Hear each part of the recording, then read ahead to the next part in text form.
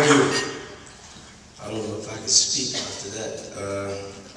First of all, I want to thank our superintendent for coming today. And I say our because Grant and I are family. So his superintendent, his athletic director, Coach Porter, become mine. I am so grateful for this opportunity. It's one thing that I have, when Grant called me, or Coach Payton, I like to call him Grant, a GP. So if I say Grant, you guys excuse me. We're on a personal level. But I've been so grateful to have the opportunity to go to a lot of places to speak. And when Grant called me, he said, could you do this for me? And I told him, you don't even have to ask. Just send a message or tell someone. I will be there for you because he's been here for me. I also want to thank the Booster Club.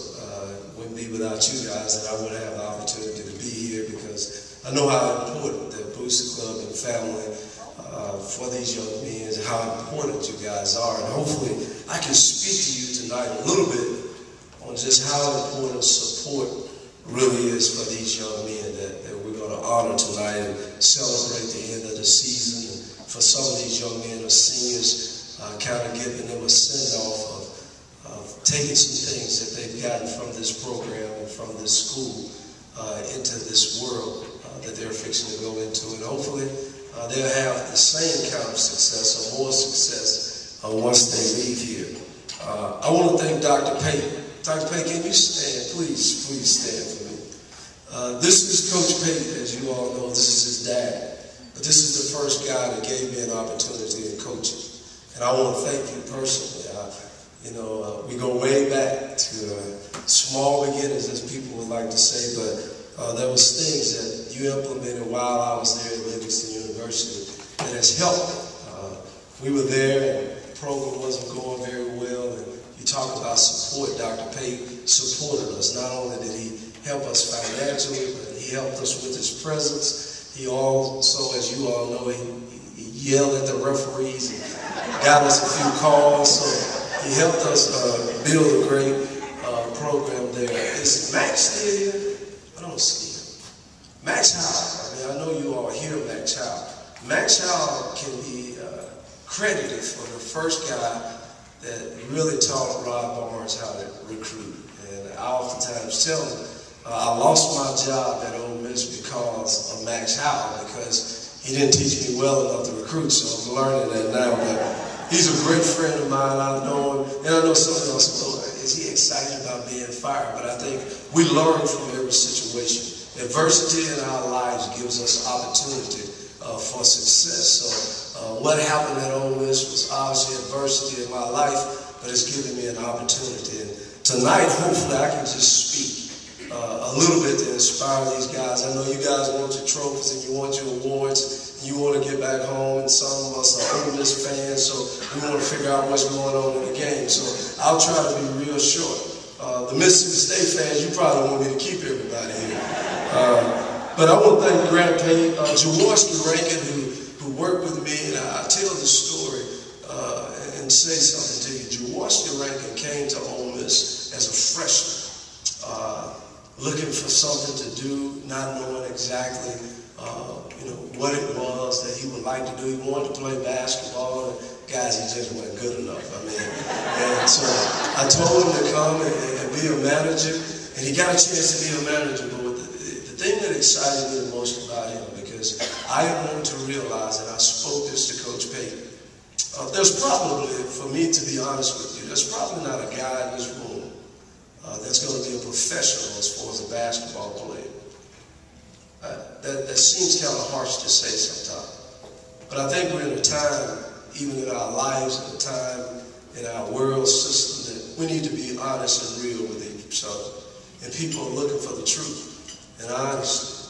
But we do have a lot of young men here that can be successful in a lot of things in life. They can be professionals in a lot of different areas besides basketball. Basketball is something that I think has gotten Jaworski Rankin here with you all to give back to these young men. But basketball has also done something great for Rod Barnes. It's been a vehicle. And that's what I want to tell you guys. It's something that can carry you from a small place in Satoshi, Mississippi, to give you the opportunity to travel almost in every country and every state in the United States, just using basketball. And I want to encourage you guys, what you've learned here since the time you've been here is going to be something that will carry you for the rest of your life. I mean, I would like to go back and take that state championship, and it would give me something today. Hey, it's a great accomplishment, it's a great award. But it was the things that I got from accomplishing that would help me. And that's what I want to talk to you all just a little bit about tonight. Because we all like to talk about winning. And winning is great. We all like to talk about being champions. And champions is great. We always want to talk about success. And I think, Mr. Clayton said it best, about success. Because a lot of times we view it in the wrong ways. I mean, to be all conference, and to be coach of the year, to be national coach of the year, all of that's great, but every night I lay down and I have the responsibility of being a husband, being a father, being a son, and being a brother. So I can't take anything that happened 20 or 15 years ago tangibly and take it, but I can take the things that were taught to me. I want to encourage you guys today to things that you've been taught here by this coaching staff, by your faculty and staff here. You've got to take it, because the next steps in life, you're going to see it over again.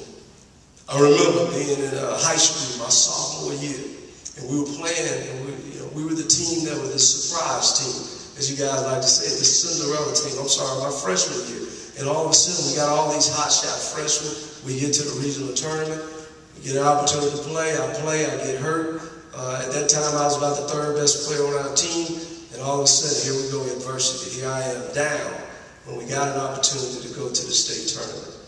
I say that because a lot of times we look at success in different ways. What it did, it gave me a drive to be better the next season. And sometimes we look at things, it's not the beginning. The measure of a man is not the beginning of the attempt, it's how he finishes. And that's an important thing that you guys have to realize in your life. Basketball is something that can teach you life skills. One of the life skills that I tell our coaches, tell our players when we try to implement in our program, what I tell you tonight is character. Character is very important.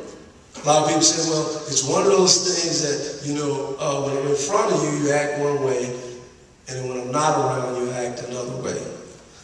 Dr. Martin Luther King made a statement that character is the time is always right to do what is always right. So regardless of this coach is watching, the best players are made when the coach is not there. A lot of guys want to be successful, but they want to do it right in front of the coaches. I tell guys, we had a guy by the name of Justin Reed that played in the NBA. Justin Reed was the hardest worker that I've ever been around on a basketball court. But when we would leave, he would work. When we would get there, he would work. And I would tell him, it's what you're doing when I'm not looking that's going to allow you to be successful. I know your parents, oftentimes, when you guys leave home, make sure you remember what I taught you. You have to have great character, because character will take you way further than your ability.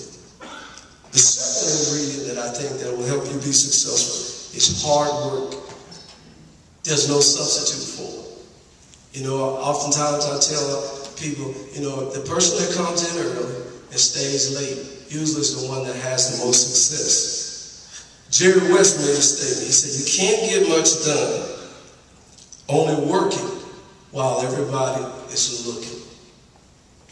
If you want to be great at something, and there's no question, just to be an athlete, just to be a student and being an athlete, man, you guys are talented. You have great ability. But what are you working for? What is your purpose? What are you expecting to get in the end?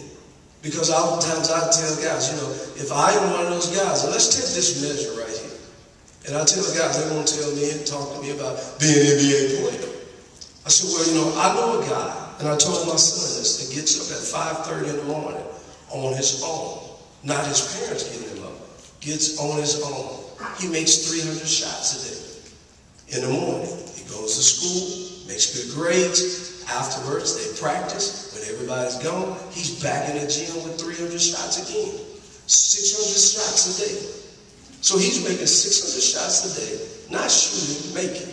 600 shots a day, 5 days a week. Someone help me add that up.